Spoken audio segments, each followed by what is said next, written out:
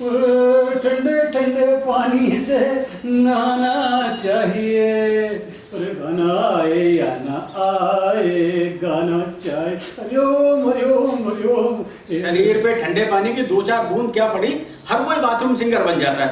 अरे बाप रे, पारिक साहब को नहाते ही चाय की तलब होगी। राजीव साहब अभी दूध लेकर नहीं आए। Good morning Dhanno. Good morning sir. मैं अभी आपको याद कर रहा था। क्यों बरखुरदार, मुझे क्यों याद कर रहे थे? आपको तो पता है ना, पारिक साहब नहाते ही चाय मांगेंगे, घर में दूध नहीं था।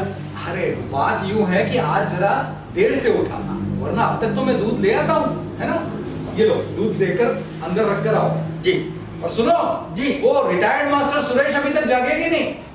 अरे भाई हम मास्टर हैं, हमने अपने स्टूडेंट्स को नियमित दिनचर्या और अच्छे संस्कार दिए हैं, तो भला खुद उन पे अमल कैसे नहीं करते। हम उठ गए, नहा लिए और प्राणायाम भी कर लिया। गुड। बिल्कुल, आप लोग यहीं बरामदे में बैठो, मैं चाय बना कर ले आता हूँ। अरे पारिक साहब को भी उठ जाने दो, आ जाने दो, है उठ तो गए होंगे। हाँ। हाँ, उसके बाद में सब एक साथ चाय पियेंगे। ठीक है। ठीक। अरे भाई मास्टर जी, हम जिंदगी की दौड़ में भले ही फिसलते रह गए हो, लेकिन हमारा टाइम टेबल एकदम दुरुस्त है। ये बात है। सही कह रहे हो पारिक साहब, अपनों की जिंदगी संवारते संवारते कब हम लोग अपनी ही जिंदगी में फेल हो गए, पता ही नहीं चला। क्या कर्नल, फिर वही हम सब उसी रात को गुनगुनाने लगे हैं? अरे तो भाई मास्टर जी, इस राग के सिवाय हमारे पास कोई दूसरा राग है भी तो नहीं। अरे इसको क्या हुआ? अरे धन्नो, नहीं कुछ नहीं, चाय नहीं कर रहा हूँ। चाय वाला, चाय चाय पियो चाय। वाह धन्नो, बिल्कुल सही समय पर आए हो। है? अगर लेट हो जाते तो मुर्गा बना देता भी। रिटायर हो गए, पर मास्टरी वाली आदत नहीं है इनकी। अल्लाह चाय ला।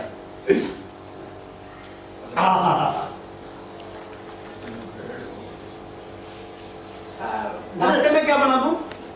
नाश्ते में अगर ब्रेड हो किचन में तो सैंडविच बना लो।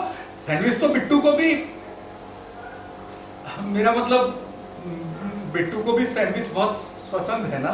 सही कहा राजीव, हम लोग घर वालों की जरूरतें पूरी करते करते कब उनके लिए गैर जरूरी हो गए पता ही नहीं चला। सब किस्मत का खेल है, लेकिन भगवान ने इसमें भी कोई भलाई सोचा होगा। हम लोग जबरदस्ती ही सही, लेकिन मोह माया छोड़कर यहाँ एक दूसरे के लिए जी रहे हैं। अरे मास्टर जी, आपका तो स्टूडेंट हर साल आपके साथ छोड़कर चले जाते हैं, और आप नए सेशन में नए स्टूडेंट्स के साथ फिर नई पारी की शुरुआत करते हो। पारिक साहब, मास्टर भी है तो सामाजिक प्राणी ना। अब स्टूडेंट्स हो या अपने, दूर जाने का दुख तो होता ही। अरे इसको क्या हुआ? अरे धन्नो, क्या हो गया? भांग खा ली क्या? नहीं नहीं, वो व्हाट्सएप पे जोक आया था, वो पढ़कर हंसी आ गई। अरे तो हमें भी जोक सुनाओ ना भाई। हाँ हाँ क्यों नहीं। ये देखो, एक व्यक्ति टूटाराम ने फोन लगाया और बोला, अरे मुझे तुम्हारी याद आ रही थी इसलिए तुम्हें फोन कर लिया, कैसी हो जान। उधर से आवाज आई, क्या अच्छा इतना ही प्यार था तो सुबह लड़कर क्यों गए। टूटाराम सुन हो गया, तुरंत फोन काटा और बोला, हे भगवान ये तो बीवी का ही नंबर लग गया।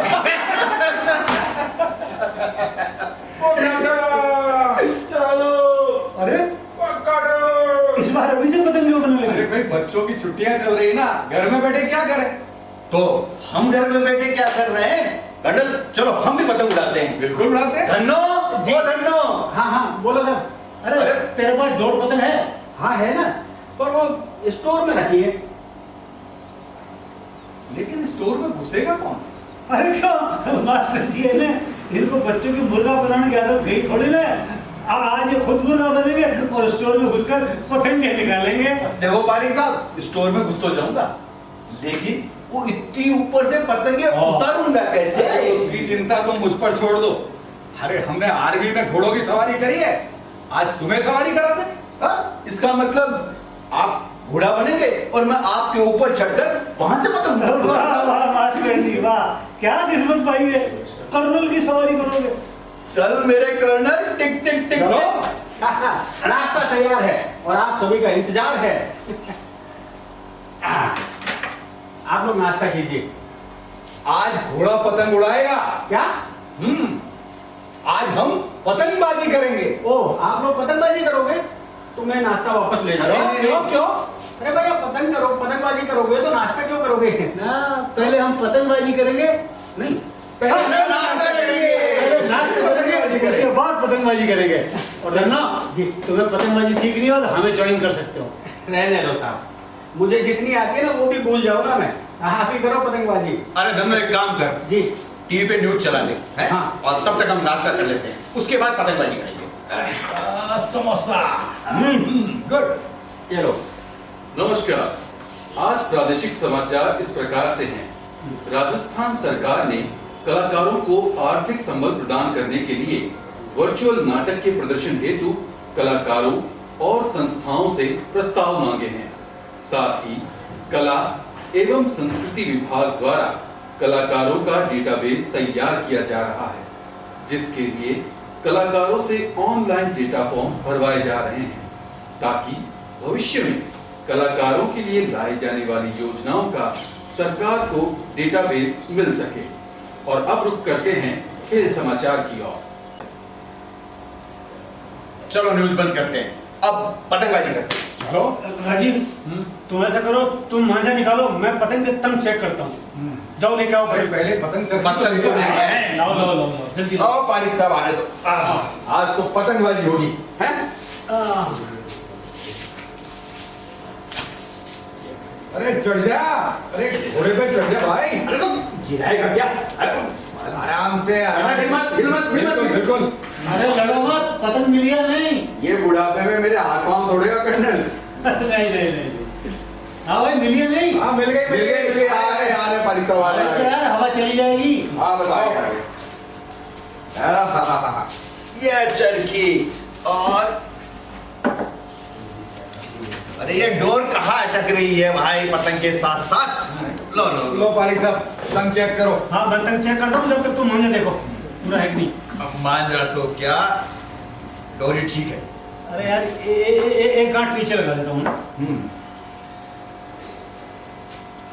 ये हुई ना कोई बात। ये लो मास्टर जी, बच्चों को छुट्टी देते थे, आप पतंग की छुट्टी दो। पतंग की छुट्टी देते हैं। अरे इसका धागा कहाँ? लो लो पारिक साहब, हाँ। आप चरखी संभालो, अब हम पतंग उड़ाएंगे। ले भाई, छुट्टी दे। कर्नल तैयार है? बिल्कुल तैयार है। देख एक बार में उड़नी चाहिए। एक है थोड़ा सा, अरे हाँ, 1 2 उड़ी रे पतंग मेरी, उड़ी रे पतंग। अरे चल। वो लाल वाली पतंग को काटे।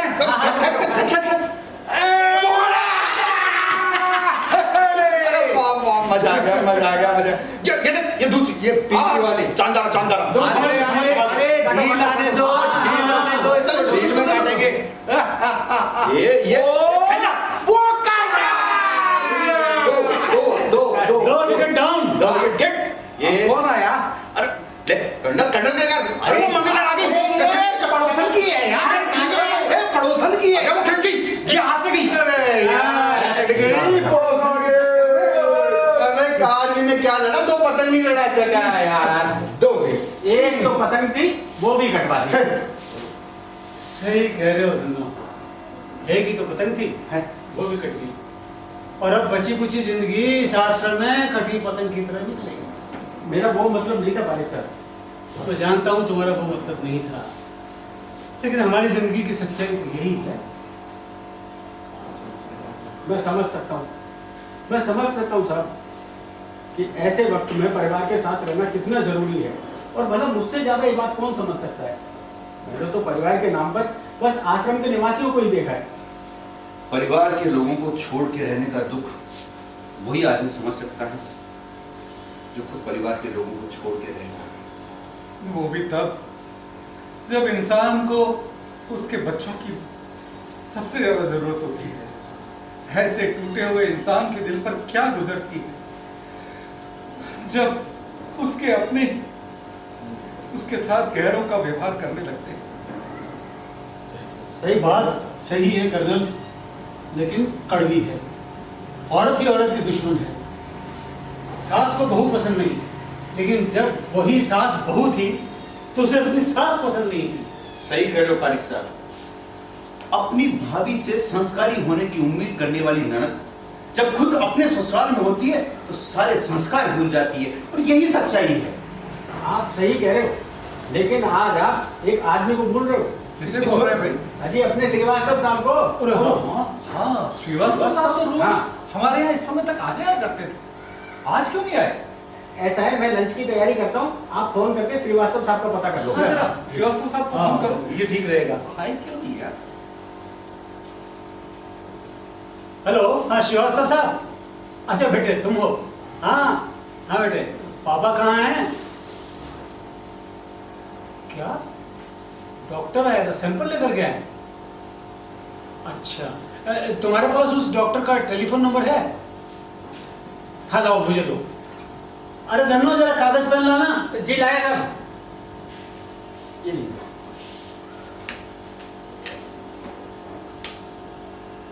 हाँ बेटा बोलो। 94 हाँ 326। ठीक है बेटा। और देखो तुम घबराना बिल्कुल मत है, चिंता नहीं करना, मैं डॉक्टर से बात कर लेता हूँ। ठीक है बेटा, टेक केयर। क्या हुआ, कुछ खास बात है? श्रीवास्तव साहब की तबीयत ठीक नहीं है, डॉक्टर आया था, जांच के लिए सैंपल लेकर गया। तो पारिक साहब, डॉक्टर साहब से फोन करके पूछो ना। हाँ मैंने इसीलिए नंबर लिया है, अभी करता हूँ। हेलो, हाँ डॉक्टर साहब, हाँ नमस्कार, मैं पारिक बोल रहा हूँ। हाँ श्रीवास्तव साहब का दोस्त। हाँ पारिक साहब, बोलिए बोलिए। हाँ क्या हुआ है श्रीवास्तव साहब को? मेरे को कैंसर की फर्स्ट स्टेज है। वो ठीक तो हो जाएंगे ना? जी हाँ, हो तो जाएंगे, पर इलाज में खर्चा कुछ ज्यादा ही होगा। कितना? यही कोई 15 से 16 लाख रुपए। Oh, thank you doctor, thank you. क्या हुआ श्रीवास्तव साहब को? श्रीवास्तव साहब को कैंसर की पहली स्टेज है। हैं? हाँ लेकिन इलाज हो सकता है। अच्छा, फिर तो कोई चिंता की बात नहीं है। चिंता की बात है मास्टर जी। क्या? इलाज में 15-16 लाख रुपए खर्च होंगे।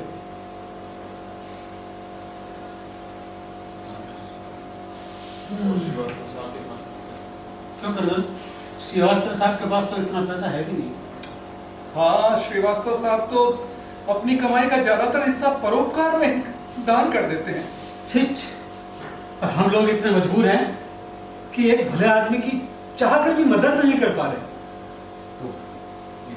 इतनी बड़ी रकम जुटाना हम लोगों के लिए भी लगभग असंभव ही है। क्या हुआ? अरे सभी जवानों के चेहरे पर 12 क्यों बंधे हैं? अरे भाई, एक पतंग कट गई तो कट जाने दो, मैं दूसरी लूट लाऊंगा। अरे धन्नु, वो बात नहीं है। तो श्रीवास्तव साहब की तबीयत ज्यादा ही खराब है, ओह सॉरी। इसलिए हम उनके इलाज में होने वाले खर्च को लेकर परेशान हो रहे थे। कितना खर्चा होगा उनके इलाज में? मेरे पास ना रद्दी बेचकर और पार्ट टाइम काम करके कुल 5-6 हजार रुपए जमा है। आप कहो तो मैं ले आऊं? अरे बावला हुआ है क्या? 5,000 रुपयों की जरूरत होती तो हम लोग इतना परेशान क्यों होते? तो फिर कितना खर्च होगा? 15-16 लाख रुपए। 15-16 लाख? हे भगवान, जो आदमी पूरी जिंदगी परोपकार करता रहा, उसकी इतनी बड़ी परीक्षा? लेकिन चिंता मत करो, जो परीक्षा ले रहा है वो पास भी करेगा। और आप सब लोग अपनी पेंशन इस आश्रम पे खर्च कर देते हो, भविष्य के लिए कुछ जोड़ा ही नहीं। अरे जिनके भविष्य के लिए जोड़ा करते थे, जब उन्होंने ही साथ छोड़ दिया तो किसके लिए बचाना, यही सोचकर जमा नहीं करते। लेकिन अब श्रीवास्तव साहब के इलाज का इंतजाम कैसे होगा? कौन आया? हाँ, आप कौन? नमस्ते। आपके आश्रम में जो पारिक साहब रहते हैं ना, हाँ हाँ। मैं उनका बेटा मयूर पारिक। तुम एक मिनट यहीं रुको, मैं पारिक साहब को पता कर आता हूँ। हाँ। पारिक साहब, आपका बेटा मयूर आया है। उससे कहो कि यहाँ पारिक साहब रहते हैं, उसका बाप नहीं। पापा,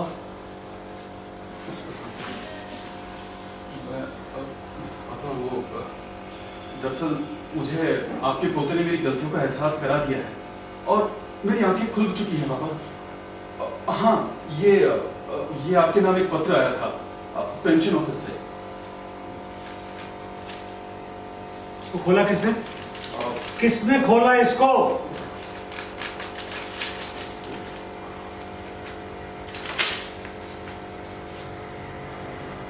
वाह प्रभु वाह, तेरी लीला भी अपरंपार है। कैसा पत्र है? सब खैरियत तो है? हाँ, पेंशन डिपार्टमेंट से चिट्ठी आई। सरकार ने मेरी रिपीट ग्रेचुटी और पेंशन के पैसे सैंक्शन कर दिए हैं, जो करीब 18 लाख रुपए बनते हैं। और अब देखना मास्टर जी, मेरे सारे रिश्ते अब एक एक करके जिंदा हो जाएंगे। एक नमूना तो आप लोग देख रहे हो। नहीं पापा, सॉरी मयूर, तुम्हारी गलती नहीं है। दरअसल रुपयों की खनक ने तुम्हें तुम्हारी जरूरत का एहसास दिला दिया और तुम्हारी जरूरतें ही शायद तुम्हारी भाषा में गलतियां हैं। सही कह रहे हो पारिक साहब। हम बुजुर्ग लोगों की जरूरत जब तक होती है तभी तक हम आवश्यकता में शुमार होते हैं, जैसे ही जरूरत खत्म। नहीं अंकल, सॉरी मयूर, जब मैं तुम्हारा बाप ही नहीं हूं तो फिर यहाँ रहने वाले किसी आदमी से तुम्हारा कोई रिश्ता कैसे हो सकता है? तुम जा सकते हो, ये मेरा अंतिम निर्णय है।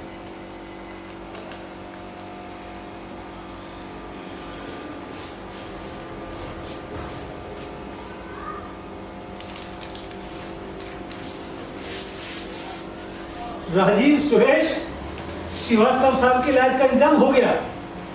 तुमने कहा था ना कि जो परीक्षा लेता है पास भी वही करेगा। अब देखना, इस रकम से श्रीवास्तव साहब का इलाज बहुत आराम से हो जाएगा। God is great.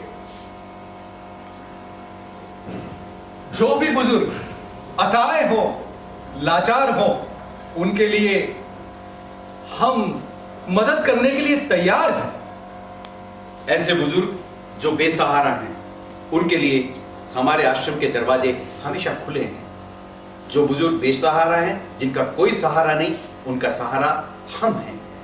हमारा तो बस यही सपना है कि कोई भी बुजुर्ग बेसहारा ना रहे, भूखा ना सोए। जिन्हें सही वक्त पर सही सम्मान की जरूरत है, वो सम्मान हम उन्हें देना चाहते हैं। और इसके लिए हमें सरकार से किसी मदद की कोई जरूरत नहीं। हम अपने पेंशन के रुपयों से इस आश्रम का राशन, पानी और बाकी जरूरियात का पैसा खर्च करते हैं। और हाँ, काम तो हम सब मिलजुल कर ही लेते हैं। परिवार से दूर रहना कोई आसान बात नहीं है। प्रत्येक व्यक्ति को अपने आखिरी वक्त पर अपने परिवार की जरूरत होती ही है। कभी ना कभी तो ऐसा होगा कि उमड़ेंगे बादल, बरसेगा पानी, रिश्तों की सूखी धरती पे उपजेगी भावनाओं की फसलें पुरानी। कभी ना कभी तो ऐसा होगा कि उमड़ेंगे बादल, बरसेगा पानी, बरसेगा पानी, बरसेगा पानी, बरसेगा पानी।